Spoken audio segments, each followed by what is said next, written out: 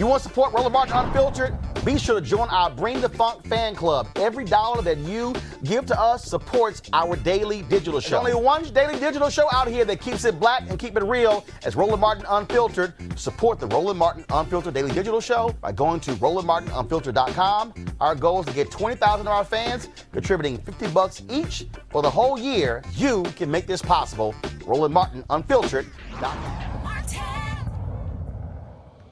All right, folks, glad to have you today on Roland Martin Unfiltered. The White House is holding their coronavirus update right now. We're not taking it live because Donald Trump is at the microphone. Yesterday, he spent mostly the 2 hours whining and complaining and just making stuff up. And so we don't take the liar in chief when he is talking. And so if they go to Dr. Fauci, Dr. Birx, then we will switch. Now, today, folks, there are 624,048 confirmed cases of coronavirus in the United States and 3 U.S. territories.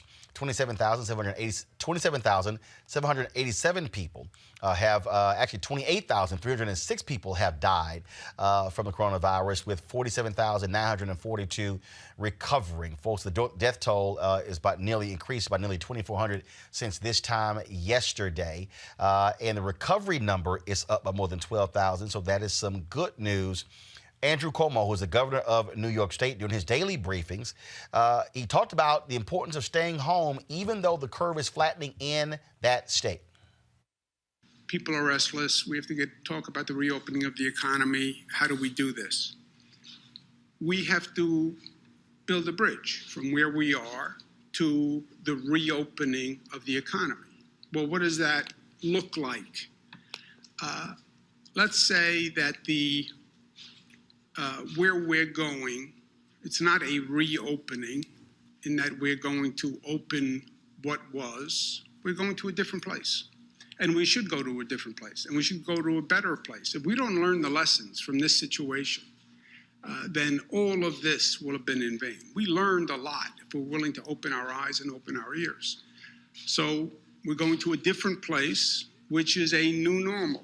And we talk about the new normal. We've been talking about the new normal for years. We're going to have a new normal in public health. By the way we have a new normal in environment, a new normal in economics, a new normal in civil rights, a new normal in social justice, right? This is the way of the world now. We're moving to a new place, more challenging place, but also potentially a better place. Folks, so many different things are changing. If you go to my iPad, the LA Times is reporting that the mayor of Los Angeles, Eric Garcetti, has told high-level staff from several departments that there may not be major sporting events or concerts in Los Angeles until 2021.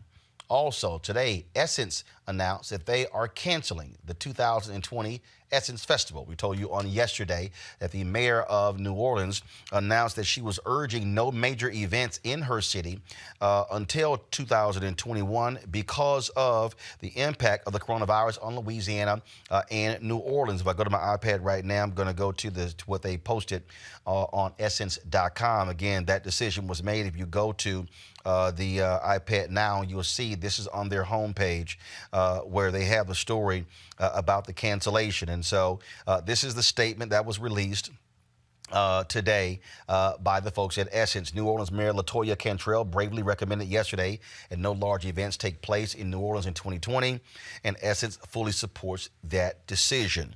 After continued monitoring of the evolving developments in the COVID-19 global pandemic and remaining in close contact and collaboration with our partners in the city of New Orleans and state of Louisiana, we're confirming today that we will no longer move forward with the 2020 Essence Festival of Culture live experience and look forward to returning to New Orleans in 2021.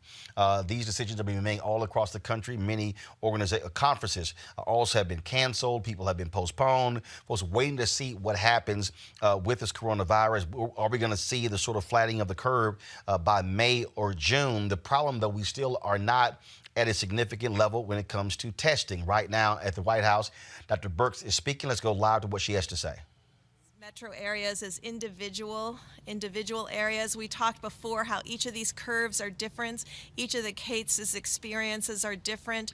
We have some states like California and Washington State, Oregon, that never really had a peak because of so much work that their populations did to decrease and keep the new cases down. So each of these individual states and individual metros are being studied very specifically. I do want to highlight, and we are remaining concerned, and we've been having discussions with Rhode Island. Rhode Island and Providence are in a unique situation.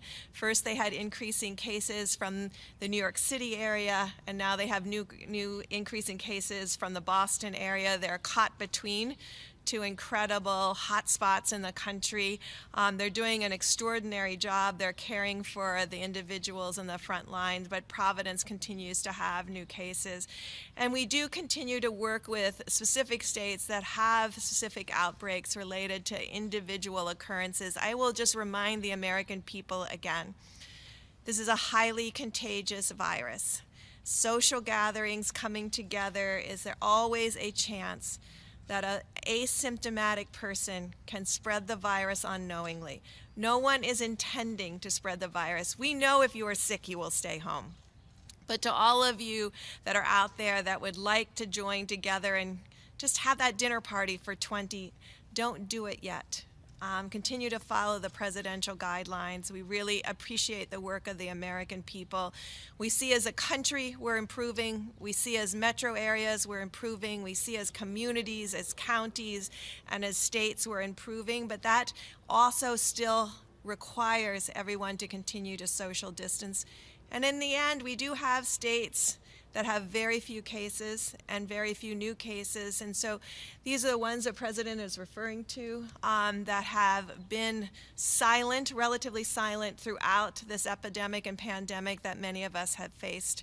And so these are the groups we're working with very specifically. And each of these governors and each of these mayors will have to make decisions after generalized guidelines are put out so that they can do what's best for their communities. They are at the front line.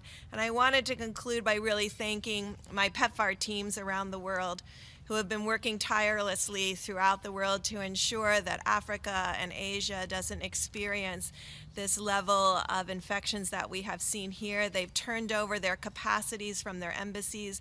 Our U.S. hires throughout the world, our ambassadors, are still on the front line with our local staff, working with ministries of health to confront this virus around the globe. And I assure you that they are continuing to invest in the health structures, the laboratory, and the frontline care to ensure that all of the work that we have done against TB, HIV, and malaria continues, but that we use our capacity, our laboratories, our clinics, our hospitals that have been built by the American people and the generosity of the American people to really combat this COVID-19 around the globe. Thank you. Thank you very much. Thank you, Doctor. Sonny, please. All right, folks. They are continuing the news conference. Now, folks, yesterday, Donald Trump, first of all, has criticized the World Health Organization for praising China's initial response to the coronavirus pandemic, even though he praised them himself. Here's the hypocrite. President Xi, I know you spoke to him recently about coronavirus. I did. Some concerns that their economy is really going to tank because of this, and that could have a spillover effect here. What's your sense of their transparency right now, whether they're being more accommodating in terms of telling us what's going on and how it affects our economy? Well, I think China is very, professionally run in the sense that they have everything under control. I really believe they are going to have it under control fairly soon. In April, supposedly, it dies with the hotter weather, and that's a beautiful date to look forward to. But China, I can tell you, is working very hard. We're working with them. We just sent some of our best people over the World Health Organization, and a lot of them are composed of our people. They're fantastic, and they're now in China, and we're helping them out. We're in very good shape. We have 11 cases, and most of them are getting better very rapidly. I think they'll all be better. No, our relationship with China, we made a great deal, a great trade deal. And our relationship on top of that is probably better with China. They respect us now. What they were getting away with was murder. You know that from being a phenomenon. So he praises the World Health Organization. Now he wants to criticize them. This is Donald Trump, folks, simply trying to shift the blame. He's been criticized in major stories in the New York Times, Associated Press, in the Guardian newspaper, Washington Post as well. And so By attacking the World Health Organization, he wants to shift the story. I want you to like, share, and subscribe to our YouTube channel, youtube.com/Roland S. Martin. And don't forget to turn on your notifications.